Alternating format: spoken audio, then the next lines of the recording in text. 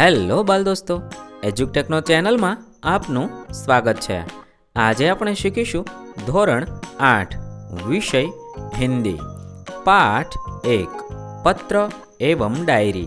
પાઠના અભ્યાસ અને સ્વાધ્યાયના પ્રશ્નોની સમજ મેળવીશું। પાઠનો વિડીયો તમે વિડીયોના ડિસ્ક્રિપ્શનમાં તથા વિડીયોના અંતે પણ નિહાળી શકો છો। તો ચાલો શીખીએ ધોરણ 8 વિષય હિન્દી, પાઠ 1 પત્ર એવं ડાયરી। પાઠના સ્વાધ્યાયના પ્રશ્નોની સમજ।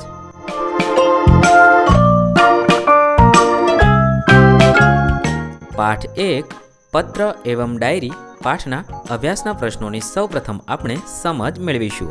પત્ર એવं ડાયરી પાઠ 1 જે બીજા સત્રમાં આવે છે। प्रश्न नंबर 1, निर्देशित विषय के बारे में पत्र लिखिए। 1, आपने की हुई अपनी यात्रा या आपने किए हुए प्रवास का वर्णन करते हुए अपने मित्र को पत्र लिखिए।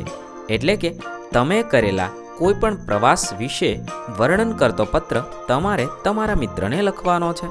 તો ચાલો આપણે હું અહીંયા એક તમારા જેવા બાળકે લખેલો નમૂનારૂપ પત્ર રજૂ કરું છું। તમારે તમારા મિત્રને તમારી જાતે પત્ર લખવાનો છે। તેના જવાબમાં સૌપ્રથમ આપણે તેનું નામ લખીશું, રમેશ પુરોહિત। ત્યારબાદ ડાબી બાજુ સરનામું લખીશું, 4 આકાશગંગા, ડેરી રોડ, રાજકોટ। તારીખ 27/12/2013। प्रिय मित्र हितेश, जय हिंद। तुम्हारा पत्र 3 दिन पहले आया था, लेकिन मैं कन्याकुमारी के प्रवास में था और कल ही लौटा हूँ। कन्याकुमारी भारत का प्रसिद्ध तीर्थ स्थान है। यह तमिलनाडु राज्य में भारत के एकदम दक्षिणी सिरे पर स्थित है। हम दादर मद्रास एक्सप्रेस ट्रेन से चेन्नई पहुँचे। हम वहाँ के मीनाक्षी होटल में ठहरे। वहाँ दिसंबर महीने से ही काफ़ी ठंड पड़ने लगती है। दूसरे दिन हम एसटी बस द्वारा कन्याकुमारी की ओर चल पड़े। सारा मार्ग नारियल के वृक्षों से भरा हुआ है। हरियाली देखकर मन झूम उठता है। कन्याकुमारी एक छोटा सा कस्बा है। हमने शाम के समय समुद्र तट पर भारी भीड़ देखी। लोग वहाँ का सूर्यास्त देखने के लिए एकत्र हुए थे। सूर्य का वैसा भव्य रूप मैंने पहले कहीं नहीं देखा है। अगले दिन कन्याकुमारी का प्राचीन मंदिर और विवेकानंद शिला स्मारक देखा। विवेकानंद की सुंदर मूर्ति दर्शनीय है। हमने कन्याकुमारी के बाजार से शंख और सीपों से बनी हुई कुछ वस्तुएं और एल्बम खरीदे। कुछ चित्र में तुम्हें भेज रहा हूँ। शेष कुशल है। अपने माता पिता से मेरा प्रणाम कहना। तुम्हारा मित्र विनय। आ रीते तमे तमारा मित्रने पत्र लखी शको छो। त्यारबाद सवाल नंबर 2, बीमारी के कारण अवकाश के लिए कक्षा शिक्षक को पत्र लिखिए। एटले के जो तमे बीमार होय तो तमारे तमारा वर्ग शिक्षक ने अवकाश एटले के रजा माटे पत्र लखवानो छे। हूँ अहीं नमूना रूप पत्र बतावुं छुं। तमारे तमारा शिक्षकनुं नाम लखी अने तमारुं नाम लखी पत्र लखवानो छे। पत्र आ रीते लखी शकाय, 25 आशा सदन, महात्मा गांधी मार्ग, राजकोट। आ रीते तमारे तमारुं सरनामुं लखवानुं छे। तारीख 28/11/2013। तमारे तमे जे पत्र लखता होय ते तारीख लखवानी छे। आदरणीय गुरुवर, कक्षा 8B। तमारे तमारो वर्ग लखवानो छे। कल शाम मुझे जोर की ठंड लगकर बुखार आ गया। डॉक्टर को दिखाया। उन्होंने बताया कि यह मलेरिया बुखार है और इसका कुछ दिन तक ठीक ढंग से उपचार करना होगा। स्वस्थ होने में कम से कम 1 सप्ताह तो लग ही जाएगा। अतएव आपसे प्रार्थना है कि मुझे 1 सप्ताह का अवकाश प्रदान करें। इस बीच मेरी पढ़ाई का जो नुकसान होगा मैं स्वस्थ होते ही उसकी पूर्ति कर लूँगा। आपका आज्ञाकारी शिष्य महिपाल रांदेरिया। અહીં તમારે તમારું નામ લખવાનું છે। આ રીતે તમે તમારા શિક્ષકને પત્ર લખી શકો છો। હવે સવાલ નંબર 3, अपने स्कूल की किसी समस्या के बारे में प्रधानाचार्य को पत्र लिखिए। એટલે કે તમારી શાળામાં જો તમને કોઈ સમસ્યા નડતી હોય તો તેના માટે તમારે તમારા આચાર્યશ્રીને પત્ર લખવાનો છે. તેવો પત્ર અહીં તમારે લખવાનો છે. તેના જવાબમાં આપણે લખી શકાય, શ્રીમાન પ્રધાનાચાર્ય, સરદાર વિદ્યા મંદિર, નડિયાદ. અહીં તમારે તમારા વિદ્યાલયનું નામ લખવાનું છે. તારીખ 15/10/2013. તમારે જે પત્ર લખતા હોય તે તારીખ લખવાની છે. विषय विद्यालय के पुस्तकालय में विज्ञान और वैज्ञानिकों से संबंधित पुस्तकें न होना. તમારે તમારી શાળાનો કોઈ પ્રશ્ન હોય તે અહીં રજૂ કરવાનો છે. ત્યારબાદ પત્ર લખવાની શરૂઆત करवानी છે. आदरणीय गुरुजी, सविनय निवेदन है कि हमारे विद्यालय के पुस्तकालय में साहित्य की पुस्तकों की भरमार है. एक एक लेखक की कई कई पुस्तकें हैं. इन पुस्तकों में कविता, कहानी और उपन्यास आदि रचनाएं हैं, परंतु विज्ञान से संबंधित पुस्तकें नहीं है. वैज्ञानिकों की जीवनी संबंधी पुस्तक तो एक भी नहीं है. ऐसी पुस्तकें पढ़ने से बहुत प्रेरणा मिलती है. वैज्ञानिकों के अनुभव विज्ञान के प्रति रुचि जगाते हैं. पुस्तकालय में इनका अभाव बहुत खटकता है. आशा है आप इस अभाव की पूर्ति पर ध्यान देंगे. आपका आज्ञाकारी शिष्य सुधीर कापड़िया, कक्षा 8A. આ રીતે તમે તમારું નામ અને વર્ગખંડ લખી અને પત્ર પૂર્ણ કરી શકો છો. હવે પ્રશ્ન નંબર 2, सोचिए और लिखिए. सवाल नंबर 1, अगर तुम्हें मोबाइल फोन पर अपने मित्र को SMS द्वारा बधाई संदेश भेजना है तो क्या लिखोगे? એટલે કે તમારે તમારા મિત્રને મેસેજ દ્વારા કોઈ વધાઈ કે સંદેશ આપવાનો હોય તો તમે શું લખશો? હું અહીં નમૂનારૂપ SMS લખું છું. તમારે વિચારીને કોઈ સારો SMS ટાઈપ કરીને લખવાનો છે.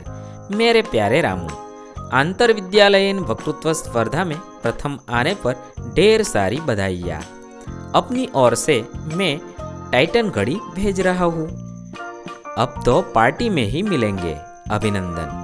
ત્યારબાદ તમારું નામ લખવું. तुम्हारा ही निखिल. આ રીતે તમે તમારા મિત્રને સંદેશો લખી શકો છો. सवाल नंबर 2, तुमने इस बार छुट्टियों में क्या क्या किया? यह अपने मित्र को कंप्यूटर पर ईमेल द्वारा बताना हो तो क्या लिखोगे? એટલે કે તમે આ વેકેશનમાં રજાઓમાં શું કર્યું તે તમારે તમારા મિત્રને કહેવું હોય તો તમે ઈમેલ દ્વારા કઈ રીતે લખશો? હું અહીં નમૂનારૂપ જવાબ લખું છું. તમારે વિચારીને જવાબ લખવાનો છે. પ્રેમકુંજ, સ્ટેશન રોડ, અમદાવાદ, 20 નવેમ્બર 2013. આ રીતે તમારે તમારું સરનામું લખવાનું છે. प्रिय अविनाश, इस बार हमने छुट्टियां अहमदाबाद में ही बिताने का निर्णय किया था. इसीलिए मुझे इस अवकाश का उचित ढंग से उपयोग करना था. मैं नित्य प्रातःकाल व्यायामशाला जाता था. वहाँ तरह तरह के व्यायाम के साथ साथ योग का भी अभ्यास करता था. दोपहर को भोजन के बाद कुछ समय दूरदर्शन देखता था. अपराह्न में साइकिल पर बैठकर मैं कंप्यूटर क्लास में जाता था. शाम को वहीं से हमारी दुकान पर जाता था और 8 बजे पिताजी के साथ घर लौटता था. रात को दूरदर्शन देखता था या बहन के साथ कैरम या चेस खेलता था. इस तरह छुट्टी के दिन कब बीत गए इसका पता ही न चला. लिखितन तुम्हारा मित्र सौरभ. આ રીતે તમે વેકેશનમાં શું કર્યું તે તમારે તમારા મિત્રને કહેવાનું છે. હવે પ્રશ્ન નંબર 3, दिए गए प्रशासकीय शब्दों के आधार पर वाक्य बनाइए. અહીં કેટલાક શબ્દ આપેલા છે. આ શબ્દોને આધારે આપણે વાક્ય બનાવવાના છે. 1, અધિક્ષક. તેના પરથી વાક્ય બનાવી શકાય, शर्मा जी कई वर्षों तक रेडियो के समाचार विभाग के अधीक्षक रहे. 2, प्रभारी. तेना परथी वाक्य बनावी शकाय, उसने सूचना विभाग के प्रभारी का पद संभाला. 3, आयकर. तेना परथी वाक्य बनावी शकाय, आयकर छिपाना अपराध है. 4, प्रशासन. तेना परथी वाक्य बनावी शकाय, पूर्व सूचना मिलने पर भी प्रशासन ने कोई सक्रियता नहीं दिखाई. आ रीते आपणे प्रशासकीय शब्दों उपयोग करी अने वाक्य बनावीशुं. हवे प्रश्न नंबर 4, डायरी के रूप में लिखिए. किसी एक पूरे दिन के अपने अनुभव का विवरण डायरी के रूप में એટલે કે તમે આખો દિવસ જે દિનચર્યા કરી હોય તે તમારે એક ડાયરી લખતા હોય એ રીતે લખવાનું છે. હવે કોઈ એક દિવસના અનુભવનું વિવરણ લખવાનું છે. તે આ રીતે લખી શકાય. અહમદાબાદ 16 ઓક્ટોબર 2013. અમદાવાદમાં 16 ઓક્ટોબર 2013નો દિવસ છે. कल 16 अक्टूबर थी, नवरात्रि का पहला दिन. एक तरफ मन में उमंग और दूसरी तरफ चिंता थी. उमंग इस बात की थी कि डांडिया रास देखने खेलने को मिलेगा, वाद्यों की मधुर धुनें कानों में रस घोलेंगी. और चिंता इस बात की थी कि कुछ ही दिनों में प्रथम सत्र की परीक्षाएं होने वाली थी. पहला प्रश्न पत्र अंग्रेजी का था. पता नहीं इस विषय के प्रति मुझे क्यों अरुचि थी. थोड़ी तैयारी की थी पर बहुत काम बाकी था. चिंता न कर, क्या सब कुछ अंबा मैया पर छोड़कर निश्चिंत हो गया. आ रीते तमे तमारा अनुभवનું विवरण કરી શકો છો. सवाल नंबर 2. वार्षिक उत्सव में सर्वश्रेष्ठ वक्ता का पुरस्कार मिलने पर आपका अनुभव. वार्षिक उत्सव में सर्वश्रेष्ठ पुरस्कार મળવા બદલ તમને કેવો અનુભવ થાય તે અહીં લખવાનું છે. મુંબઈ 12 જનવરી 2014. એટલે કે મુંબઈ અને 12 જાન્યુઆરી 2014નો દિવસ છે. તમારે તમારા વતનનું નામ અને अन्य तारीख લખવાની છે. हमारे विद्यालय का इस वर्ष का वार्षिक उत्सव मेरे लिए एक सुनहरी यादगार घटना बन गया है.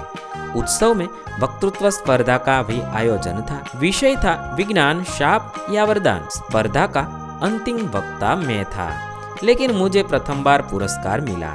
मित्र हैरान थे कि यह बहुत कम बोलने वाला आज इतना धड़ाधड़ कैसे बोल रहा है. सचमुच उस समय मेरी वाणी पर सरस्वती विराजमान हो गई थी. शाम को पिताजी घर लौटे तो बहुत खुश थे. उन्होंने अदालत में प्रतिवादी के वकील को अपनी दलीलों से परास्त कर दिया था. सचमुच आज का दिन तो हमारे लिए सरस्वती का दिन था. आ रीते આપણે લખી શકીએ છીએ. સવાલ નંબર 3. अपने जीवन का कोई सुखद अनुभव એટલે કે તમારા જીવનનો કોઈ સુખદ અનુભવ એટલે કે જે દિવસ ખૂબ જ ખુશીથી ગયો હોય તેના વિશે લખવાનું છે. હું અહીં તમારા જેવા એક વિદ્યાર્થીની વાત લખું છું.